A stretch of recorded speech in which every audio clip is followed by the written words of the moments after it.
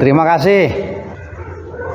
Kita harus punya harapan terhadap anak-anak yang baru saja menerima komuni. Harapan itu karena yang menerima komuni pertama itu masih anak, maka harapan itu besar pengaruhnya. Karena apa? Karena namanya anak. Anak itu kan masih perlu didampingi.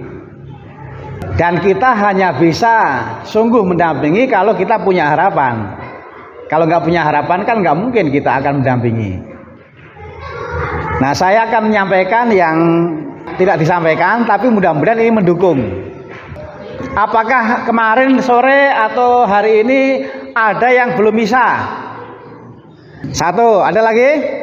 2, 3. Nanti usahakan bisa. Teladan, kan teladan. Bacaan Injil hari ini bagus. Jadi ada seorang ibu dari Kanaan. Anaknya itu perempuan kerasukan roh jahat. Lalu datang kepada Yesus. Kerinduannya untuk mendapatkan belas kasih Yesus itu besar sekali. Besar sekali. Karena sudah dilarang tetapi masih ngeyel. Ngeyel tapi dalam arti yang baik. Yesus berkata, "Saya ini utamanya untuk domba-domba Israel yang hilang. Kamu nggak masuk hitungan.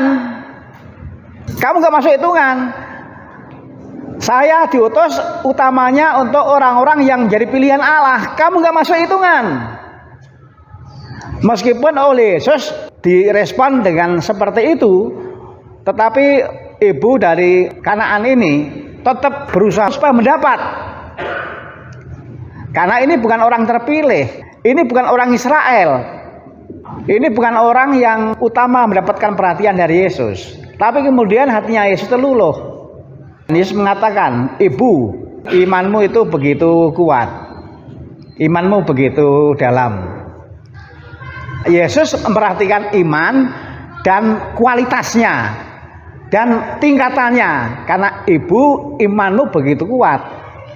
Dan karena itulah maka yang kamu mohon terjadilah. Lalu anaknya sembuh. Ini kisah bagaimana sikap orang terhadap Yesus. Ini nambah yang tadi awal saya sampaikan. Jadi kalau kita mencermati di dalam kitab suci, ternyata orang itu sungguh tertarik pada Yesus.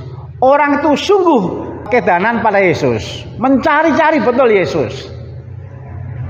Nah, seperti inilah yang kurang lebih bisa menjadi penuntun bagi kita.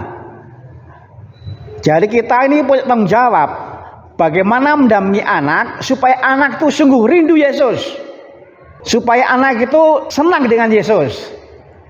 Kalau ini yang terjadi, maka semua yang tadi ungkapkan itu akan terlaksana. Menarik tadi ada kata seperti misalnya menggereja yang dilandasi dengan sikap disiplin, inisiatif, konsisten. Lalu kemudian juga tadi disebut mengenai obrolan, komunikasi dengan orang tua. Tentu yang dimaksud adalah obrolan komunikasi tentang Yesus. Anak itu senang ngobrol, senang ngobrol. Maka kalau di gereja nggak heran kalau anak pun sering ngajak ngobrol. Pas pelajaran ketika bapak ibu guru mengajar anak ngobrol, betul nggak? Hanya satu di antara dua ngobrol kalau nggak tidur, atau tidur maka nggak ngobrol. Ya dunianya anak itu dunianya ngobrol. Maka memang menjadi penting supaya tumbuh rasa senangnya, cintanya, rindunya pada Yesus. Orang tua itu juga ngobrol lah tentang Yesus sebisanya. Supaya apa? Supaya yang namanya Yesus yang ada dan diri anak itu selalu diupdate, selalu dihangatkan. Cara yang paling sederhana adalah luangkan waktu meskipun hanya 2 menit ngobrol tentang Yesus sebisanya. Lebih mudah lah. Supaya apa? Supaya Yesus itu tidak makin tersingkir dari apa yang ada di kepalanya anak. Peran Yesus itu begitu penting. Yesus yang berkata, bukan saya. Yesus yang berkata, "Aku adalah jalan, kebenaran, dan hidup. Kita bisa bayangkan, kalau Yesus yang adalah jalan, kebenaran, dan hidup gak dicintai, gak disukai, gak disenangi, mau seperti apa? Memang aktif berkegiatan, malah mungkin juga sering tidur di gereja, karena kalau misalnya sudah selesai dia belum bangun. Tapi apakah dengan sendirinya dia cinta Yesus?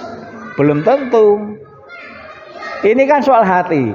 Ingat, Yesus itu punya perhatian yang sangat besar terhadap apa yang ada di kepala, apa yang ada di hati. Perhatian Yesus bukan hanya yang lahiriah, bukan hanya apa yang kelihatan. Injil hari ini juga berbicara soal itu. Yang dilihat oleh Yesus adalah yang tidak kelihatan, yaitu iman dan tingkatannya, kualitasnya. Itu yang dilihat Yesus. Maka kita harus yakin betul, saya mau mendampingi anak, tapi arahnya adalah supaya hatinya semakin dibesarkan rasa cintanya kepada Yesus. Kalau anak itu cintanya kepada Yesus luar biasa, maka dengan sendirinya lah buahnya nanti adalah Yesus bagi anak betul menjadi jalan, kebenaran, dan hidup. Jadi yang kita pantau bukan hanya kegiatan fisiknya saja. Oh, ada di gereja, oh ikut mesinar, oh ikut kur, oh balap karung. Jangan hanya dilihat fisiknya. Bapak Cuti Paus Fransiskus berkata, para orang tua harus tahu di mana sekarang anaknya. Yang dimaksud bukan fisiknya, hatinya itu di mana. Apakah hatinya itu sungguh sudah sampai di tingkat senang dengan Yesus, cinta dengan Yesus, kangen dengan Yesus? Nah, tolak ukurnya sederhana. Kalau anak itu sudah berani mengajak, yuk kita berdoa, yuk kita ke gereja, berarti itu salah satu indikator bahwa anak itu cinta Yesus. Tapi kalau itu belum ada, lalu kan belum terdeteksi.